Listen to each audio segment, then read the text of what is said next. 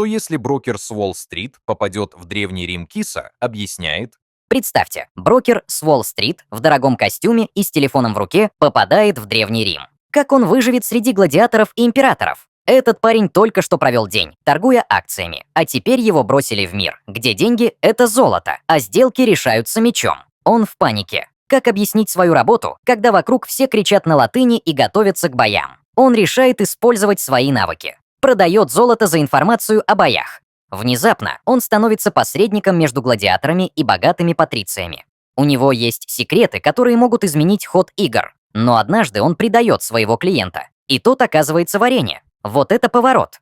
Брокер зарабатывает состояние, но его жадность приводит к тому, что он сам оказывается на арене против того самого гладиатора. И вот в последний момент, когда меч уже над головой, он понимает, в Древнем Риме деньги не спасают от смерти. Его история заканчивается так же, как и началась, в хаосе.